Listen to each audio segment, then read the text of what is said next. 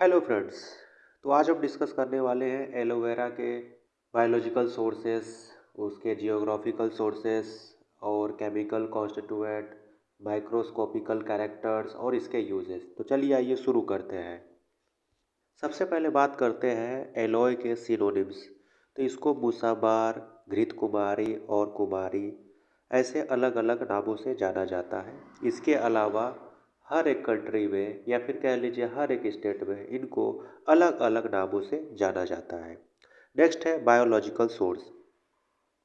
Alloy is the dried juice of the leaves of aloe barbadensis Miller, aloe perryi baker, aloe ferox and hybrids of the species with Aloe africana, Aloe spicata belonging to family Liliaceae। तो alloy जो है ये हम dried juice के form में use करते हैं। तो alloy is the dried juice of leaves. ये ड्राइड जूस हम किससे प्रिपेयर करते हैं? तो लीव्स से करते हैं। और इसके नेम है एलोय बार्बाडेंसिस मिलर। मिलर जो है ये साइंटिस्ट का नाम है। तो एलोय बार्बाडेंसिस जिसको कि कुराकाओ एलोय भी कहा जाता है। एलोय पेरी बेकर, बेकर क्या है? साइंटिस्ट का नाम है। तो एलोय पेरी को सोकोट्रिन एलोय भी बोला जाता है। एलोय फेरोक्स जो होता है ये हाइब्रिड होता है। किसका हाइब्रिड होता है? एलोय अफ्रीकाना और एलोय स्पिगटा का हाइब्रिड होता है। तो ये सारे जो आप एलोय देख रहे हो, बार्बाडेंसिस, पेरी, फेरोक्स, अफ्रीकाना, स्पिगटा, ये सारे के सारे क्या है? लिलिएसी फैमिली से बिलोंग करते हैं। ठीक है, ये है एलोय बार्बाडेंसिस और ये है एलोय पेरी बेकर। आप देख सकते हैं दोनों में कुछ सिमिलैरिटीज़ है, उसके साथ साथ बहुत सारे डिफरेंट चीज़ें भी हैं। जैसे आप इसका स्ट्रक्चर देख सकते हैं, लीव्स का स्ट्रक्चर देख सकते हैं, फ्लावर्स वगैरह देख सकते हैं, है ना। फिर नेक्स्ट देख सकते हैं एलोय फेरोक्स, एलोय अफ्रीकाना, एलोय स्पेगेटा। तो ये क्या है? हाइब्रिड है। हाइब्रिड किसका है? एलोय अफ्रीकाना और एलोय स्पेगेटा का। तो इन दोनों में देख सकते हैं कि इन दोनों के जो फ्लावर्स हैं ये कुछ कुछ इनके फ्लावर से मैच कर रहा है। वही लिप्स में भी आप देख सकते हैं।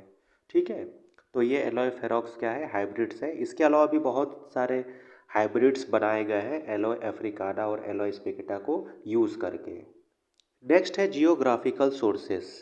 Alloy is the indigenous to eastern southern Africa and grown in Cape Colony, Zanzibar and islands of Socotra.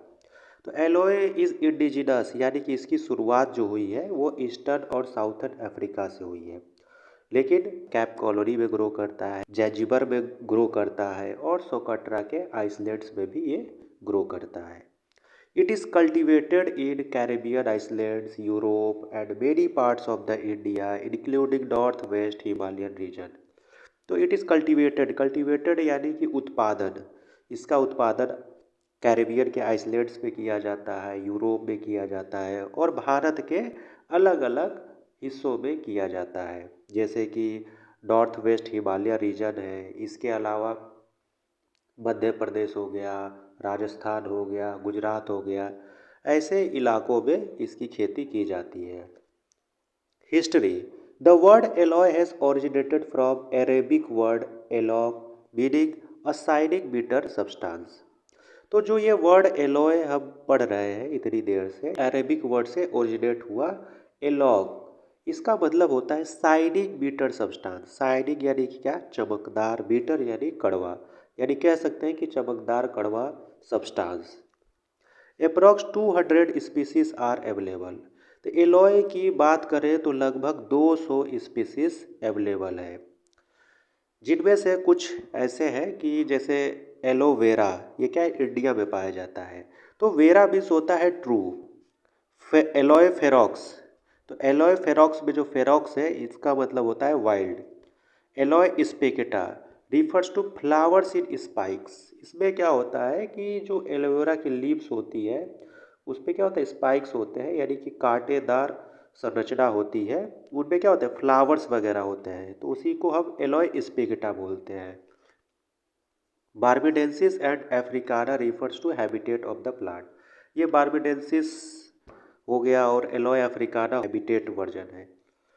Next, cultivation and collection of aloe. Root suckers are used for propagation.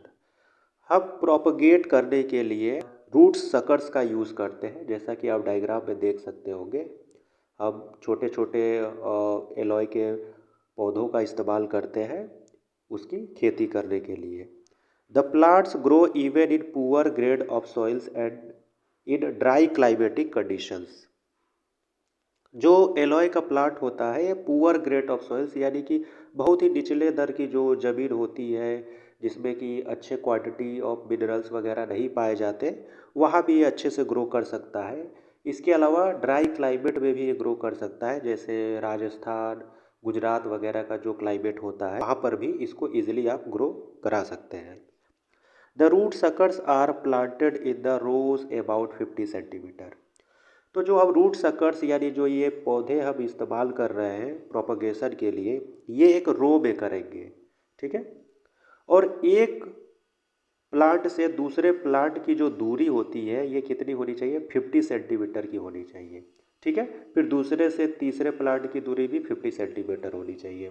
तो ऐसे हम हर 50 centimetre का gap दे करके अगला plant propagate करते हैं। Water logging near the plant must be prevented. हमें क्या करना है कि प्लांट के आसपास वाटर इकट्ठा नहीं होना चाहिए, ठीक है। अगर वाटर इकट्ठा होगा तो हमारा जो प्लांट है वो डिग्रेड हो जाएगा, खराब हो जाएगा। The roots do not penetrate much in the soil for the purpose of manure. A mixture of nitrogen, potassium and phosphorus is used. तो जो रूट्स होते हैं प्लांट के वो सॉइल में यानी कि मिट्टी में अच्छे से पेनिट्रेट नहीं कर पाते हैं, तो हमें क्या है अलग से मैन्योर देना पड़ेगा। मैन्योर क्या होता है, ये एनिमल वेस्ट होता है, यानी आप शॉर्ट फॉर्म में कह सकते हैं गोबर है। इसमें क्या क्या पाया जाता है, नाइट्रोजन, पोटेशियम, फास्फोरस, इन सभी का एक अच्छा सोर्स है जिसका इस्तेमाल हम एलॉय के पौधों में करते हैं। The leaves are harvested from second year of cultivation and obtained for 12 years। तो हमने जो एलॉय के पौधे तैयार किए हैं उसको लगाने के दूसरे साल से हम हार्वेस्ट करना शुरू कर देते हैं और अगले 12 सालों तक हार्वेस्ट करते रहते हैं। After 12 years the plant are completely harvested by uprooting. जब 12 साल पूरा हो जाता है तो 12 सालों बाद प्लांट को रूट के साथ हम क्या करते हैं, हार्वेस्ट कर लेते हैं। During the collection of leaves a cut is given to leaves near their bases by which juice is located in pericyclic cells. क्या करते हैं कि जब लीव्स को हम कलेक्ट करते हैं तो लीव्स के बेस में हम एक छोटा सा कट लगा देते हैं। इस कट से क्या होता है कि यहाँ पर पेरीसाइक्लिक सेल्स होते हैं, उनके अंदर जूस प्रेजेंट होता है, उस जूस को हम ड्रेन करा लेते हैं, ठीक है। और उस जूस को क्या करते हैं, कलेक्ट द जूस, उसको कलेक्ट कर लेते हैं and boil until juice is thickened. और उस जूस को तब तक बॉयल करते हैं जब तक कि वो थिक ना हो जाए, गाढ़ा ना हो जाए। Thick juice is poured into container where it is hardened. और उस जूस को हम क्या करते हैं, कोई भी कंटेनर लेंगे, जैसे कि वुड का भी कंटेनर हो सकता है या फिर लोहे का, कॉपर का कंटेनर हो सकता है, जिसमें हम क्या करेंगे उसको पोर कर लेंगे यानी डाल देंगे और छोड़ देंगे, तो क्या हो जाएगा वो कुछ टाइम बाद हार्ड हो जाएगा। Microscopic characters of leaf. TS of the leaf exhibit outermost cuticle followed by epidermis, palisade tissue and mucilaginous parenchymatous mesophiles। तो टीएस यानी क्या होता है, ट्रांसवर्स सेक्शन होता है। हम जनरली क्या करते हैं, एलॉय के लीफ को लेते हैं और उसको हॉरिजॉन्टली कट कर लेते हैं तो हमें ऐसी कुछ स्ट्रक्चर मिलता है, ठीक है। तो टीएस यानी ट्रांसवर्स सेक्शंस हम स्टडी कर रहे हैं। तो आप देख सकते हैं ऊपर वाली लेयर में क्या स्टोमेटा है, फिर क्या है एपिडर्मिस वाली लेयर है, पैलिसेड्स है, पेरेन्काइमा है, कैल्शियम ऑक्जेलेट वगैरह यहाँ है, ठीक है। तो ये सारे इसमें आप देख सकते हैं और इसको पढ़ सकते हैं। बीजोफाइल encloses vascular bundle which are covered by pericyclic layer. तो आप देख सकते हैं कि क्या है, बीजोफाइल जो है इनक्लोज वैस्कुलर बंडल के अंदर क्या है, ये क्लोज है। तो यहाँ पे आप देख सकते होंगे, तो वैस्कुलर आपको ये जो रेड रेड दिख रहा है क्या है, वैस्कुलर बंडल्स है। इनके अंदर क्या है, बीजोफाइल है। और ये जो वैस्कुलर बंडल है ये कवर्ड है पेरीसाइक्लिक लेयर से। तो यहाँ पे देख सकते हैं ये पेरीसाइक्लिक है, जो कि आपको यहाँ पे दिख रहा है, ये क्या है, पेरीसाइक्लिक लेयर है, जिससे क्या है, ये जो वैस्कुलर बंडल है ये भी कवर है। Inside the pericyclic few large elongated thin wall aloetic cells are located. अब ये पेरीसाइक्लिक लेयर के अगर आप अंदर देखेंगे तो ये आपको येलो येलो बल्ब जैसे कुछ स्ट्रक्चर दिख रहे होंगे। इनको क्या कहते हैं, एलोइटिक सेल्स कहते हैं। These aloetic cells contain highly viscous yellow juice, जिसे एलोय जेल भी कहते हैं। तो ये एलोइटिक सेल्स है, इनमें क्या होता है, ये पीला पीला जो है येलो जूस, यानी ये जूस क्या है, येलो कलर का होता है। तो ये बहुत ज़्यादा विस्कस होता है, ठीक है, और येलो कलर का होता है। इसे हम क्या कहते हैं, एलोय जेल भी बोलते हैं। The leaves are sessile and wet, they are cut at the base, the juice flows down and which is to be collected. तो इससे पहले मैंने बताया था कि क्या करते हैं, इसके बेस में हम कट लगाते हैं, और कट लगाने से क्या होता है, उसमें से कुछ जूस ड्रेन होता है, उस जूस को हम कलेक्ट कर लेते हैं। Few calcium oxalate crystals are present in the parenchyma. अब क्या ये पेरिकाइमा है, तो पेरिकाइमा में क्या प्रेजेंट होता है, कुछ कैल्शियम ऑक्सीलेट के क्रिस्टल्स भी पाए जाते हैं। Chemical constituents, all the varieties of alloy are the major source of anthraquinone glycosides.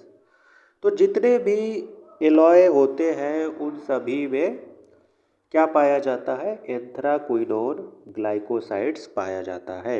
Active composition of alloy is एलोइन which is mixture of glucosides among which barbelloid is the chief constituent.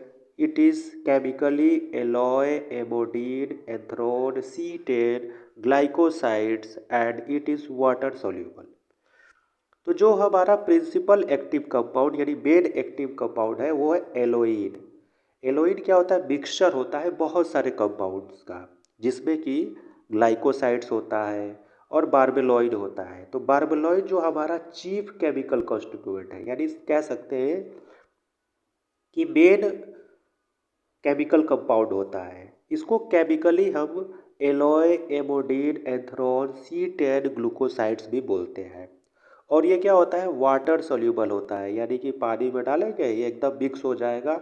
Along with barbelloid, alloy also contain isobarbelloid, beta barbelloid, alloy, amidine, resins। तो बारबेलॉइड के अलावा भी इसमें आइसोबारबेलॉइड present होता है, beta बारबेलॉइड present होता है, alloy एमोडीन present होता है और रेजिन प्रेजेंट होता है। Aloe barbadensis contain about 22% barbaloin, aloe vera contain about 3.5 to 4% barbaloin. तो आप देख सकते हैं कि एलॉय बार्बेडेंसिस है, इसमें 22% बारबेलॉइड पाया जाता है। वही एलोवेरा यानी कि जो इंडियन एलॉय है, जो कि भारत में उगाया जाता है, उसमें लगभग 3.5 से 4% बारबेलॉइड पाया जाता है। यानी कि देखा जाए तो एलॉय बार्बेडेंसिस से बहुत ही कम क्वांटिटी होती है एलोवेरा में।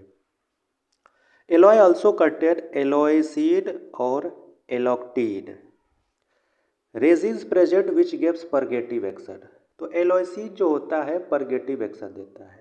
परगेटिव एक्शन यानी कब्ज से रिलीफ देता है। Aloectin increase removal of dead cells from skin. तो एलॉय में एलोक्टिन नाम का केमिकल पाया जाता है, वो क्या करता है, स्किन से जो डेड सेल्स होते हैं उनको रिमूव करता है। ठीक है। केमिकल टेस्ट, कैसे हम पहचानेंगे कि उसमें एलॉय प्रेजेंट है या नहीं। कुछ जनरल टेस्ट होते हैं, जैसे 1 gram of alloy powder is boiled with 10 ml of water. सबसे पहले क्या किया आपने, 1 ग्राम एलॉय पाउडर लिया, उसको पानी में बॉईल किया। ठीक है, कितना पानी लिया, 10 ml लिया। ठीक। Filtered with help of kieselguhr. Kieselguhr एक तरह का फिल्टर होता है, जिससे कि हम क्या करते हैं, ये जो हमने यहाँ पे सॉल्यूशन तैयार किया है इसको फिल्टर कर लेते हैं। तो किजलगर एक बहुत ही इम्पॉर्टेंट फिल्टर होता है, जिससे कि अगर हम फिल्टर करते हैं तो हमारा जो केमिकल प्रेजेंट है सॉल्यूशन में वो डिग्रेड नहीं होगा। यहाँ तक कि इसका इस्तेमाल वाइन और बियर को फिल्टर करने के लिए भी होता है। The filtered is used for bromine test and Schoenteten's reactions. तो जो हमारा यहाँ पे फिल्टर्ड यानी कि जो एक सॉल्यूशन यहाँ पे फिल्टर करने के बाद हमें मिल रहा है उसका यूज़ हम आगे ब्रोमीन टेस्ट करने के लिए करेंगे और शॉर्टेंस रिएक्शंस टेस्ट करने के लिए करेंगे। पहला है bromine test. Freshly prepared bromine solution is added to small quantity of above filter। सबसे पहले क्या करते हैं, हम ब्रोमीन का सॉल्यूशन बनाते हैं और उसको ऐड करते हैं जो हमारा वहाँ पे सॉल्यूशन तैयार हुआ था। The test gives a pale yellow precipitate of tetrabromaloin. तो वो जब हम ऐड करेंगे तो हमें पेल येलो यानी कि लाइट येलो कलर का प्रेसिपिटेट मिलेगा। प्रेसिपिटेट यानी कि छोटे छोटे इनसॉल्यूबल पार्टिकल्स होंगे, ठीक है, जो आपको सॉल्यूशन में देखने को मिलेगा। ठीक है, ये जो पार्टिकल्स होंगे ये किस कलर के होंगे, येलो कलर के होंगे, पेल येलो यानी बहुत ही लाइट येलो कलर का। ठीक, नेक्स्ट है Schoenteten's test. Quantity of above filtrate is treated with borax. तो हमने जो वहाँ पे सॉल्यूशन तैयार किया था फर्स्ट प्रोसीजर में जनरल टेस्ट में, उसको क्या करेंगे, बोरेक्स से हम ट्रीट कराएंगे। ठीक है, यानी बोरेक्स ऐड करेंगे। Second well till the borax dissolves, और उसको तब तक सेक करेंगे यानी कि मिक्स करेंगे जब तक कि बोरेक्स अच्छे से डिजॉल्व ना हो जाए। When few drops of this solution are added to a test tube nearly filled with water। फिर अब क्या करेंगे कि इसमें से कुछ ड्रॉप्स हम एक ऐसे टेस्ट ट्यूब में डालेंगे जिसमें क्या है, वाटर फिल है यानी वाटर भरा हुआ है। Green fluorescence appear. फिर क्या होगा, हमें ग्रीन फ्लोरोसेंस अपीयर होगा, जैसा कि आप डायग्राम में देख सकते हैं। यहाँ पे कोनिकल है, ठीक है, तो कोनिकल बस कलर के लिए मैंने डाला है। आप एज्यूम कर सकते हैं कि टेस्ट ट्यूब में ऐसा ही कलर प्रोड्यूस होगा। Special test. स्पेशल टेस्ट में पहला है nitrous acid test. Crystals of sodium nitrate along with small quantity of acetic acid are added to aqueous solution of alloys। The observation are as follows। तो क्या करें, crystal of sodium nitrate के crystal और सब amount of acetic acid को हम क्या करते हैं, एलॉय का जो हमने वहाँ पे सॉल्यूशन तैयार किया था उसमें ऐड करेंगे। तो ऑब्जर्वेशन कैसे आएंगे, अगर पूरा काव एलॉय होगा तो sharp pink to carmine colour आएगा, जैसा कि आप ये देख रहे हैं डायग्राम में। कैप एलॉय होगा तो फेड पिक कलर आएगा। सोकोट्रीन या जेंजिबर एलॉय होगा तो very less change in colour, यानी उसके कलर में बहुत ही कम चेंजेस होंगे। Nitric acid test. This test is carried out either by directly applying nitric acid to drug or to its aqueous solution. The observation are as follow. या तो हम डायरेक्टली क्या करेंगे, नाइट्रिक एसिड को हम उस सॉल्यूशन में ऐड कर देंगे, या फिर पहले क्या करेंगे, नाइट्रिक एसिड का हम कोई एक्वस सॉल्यूशन बना लेंगे और उसको ऐड कर देंगे। तो क्या ऑब्जर्वेशन आएगा, अगर पूरा काव एलॉय होगा तो deep brownish red colour produce होगा, लगभग ऐसा। कैप एलॉय होगा तो brownish colour changing into green. पहले क्या होगा, ब्राउनिश कलर आएगा, फिर वो ग्रीन में चेंज हो जाएगा। सोकोट्रीन होगा तो पेल ब्राउनिश येलो कलर होगा, जैसा कि आप देख रहे हैं इसमें। जेंजिबर एलॉय होगा तो येलोइश ब्राउन कलर आएगा। तीसरा है क्यूप्रालोइड टेस्ट, जिसे कि कुलेक्स आइसोबार्बोलॉइड टेस्ट भी कहते हैं। To very dilute aqueous solution of aloes, a drop of saturated copper sulfate solution is added followed by little quantity of sodium chloride and excess of 19% alcohol। तो क्या कर रहे हैं इसमें हम डाइल्यूट यानी क्या, बहुत ही लाइट, यानी एलॉय जूस को हम डाइल्यूट कर लिए थोड़ा सा और वाटर ऐड करके, ठीक है। उसमें saturated copper sulphate solution add कर रहे हैं और इसके साथ साथ सब अमाउंट ऑफ सोडियम क्लोराइड भी ऐड कर रहे हैं, एक्सेस ऑफ 90% एल्कोहल। तो ऑब्जर्वेशन क्या आएगा, अगर कुराकाओ एलॉय होगा तो wide red colour persisting 4 hours, यानी कि लगातार 4 घंटों तक वाइड रेड कलर हमें दिखेगा। कैप एलॉय होगा तो faint colouration rapidly changing to yellow, यानी कुछ फीका रंग होगा और वो रैपिडली यानी कि बहुत तेज़ी से येलो में चेंज हो जाएगा। सोकोट्रीन, इसमें नो कलर, जैंजिबर एलॉय में नो कलर। अब नेक्स्ट बात करते हैं इसके यूजेस की। तो aloe is used as purgative, its effect in mainly on colon. तो क्या होता है ये परगेटिव, परगेटिव यानी कि कॉन्स्टिपेशन में यूजफुल होता है, और ये जो है कोलोन पे इफेक्ट प्रोड्यूस करता है, ठीक है। इसी वजह से कॉन्स्टिपेशन में बहुत ही अच्छा रिलीफ प्रोड्यूस करता है ये। Aloe gel is used in topical therapeutic applications and also many cosmetic products. Aloe gel का यूज टॉपिकल, टॉपिकल यानी क्या, स्किन के ऊपर, ठीक है। थेराप्यूटिक यानी कि बेनिफिशियल, जैसे कि किसी तरह का कोई इन्फ्लामेशन वगैरह हो गया तो उसको हील कर देगा ये, ठीक है। अल्सो मेनी कॉस्मेटिक्स प्रोडक्ट्स, और बहुत सारे कॉस्मेटिक प्रोडक्ट्स में इसका इस्तेमाल होता है, जैसे क्रीम हो गया, लोशंस हो गए, फेस वॉश वगैरह हो गया, शैम्पू हो गया, है ना, साबुन हो गया। तो बहुत सारे कॉस्मेटिक प्रोडक्ट में इसका इस्तेमाल होता है। It shows anti inflammatory properties due to the chemical contents like salicylates, carboxypeptidase and magnesium lactate. तो क्या करता है, एंटी इन्फ्लामेटरी प्रॉपर्टी प्रोड्यूस करता है। एंटी इन्फ्लामेटरी प्रॉपर्टीज़ यानी कि ऐसी प्रॉपर्टीज़ जो कि इन्फ्लामेशन यानी कि सूजन को ट्रीट कर दे, उसको सही कर दे, ठीक है। और ये जो प्रॉपर्टी है क्यों प्रोड्यूस हो रहा है, क्योंकि इसमें सैलिसिलेट पाया जाता है, कार्बोक्सीपेप्टिडेज पाया जाता है, मैग्नीशियम लैक्टेट पाया जाता है, ठीक है। Aloe gel is use to removal of dead tissue and skin cosmetic as a protective. तो एलोए जेल का यूज डेड टिश्यू को रिमूव करने के लिए होता है, और इसके अलावा ये एज अ प्रोटेक्टिव एजेंट की तरह काम करता है, यानी कि हमारे स्किन को प्रोटेक्ट करता है, ठीक। So thank you so much for watching. अगर वीडियो अच्छा लगा हो तो लाइक करें, कमेंट करें, शेयर करें और सब्सक्राइब करना ना भूलें।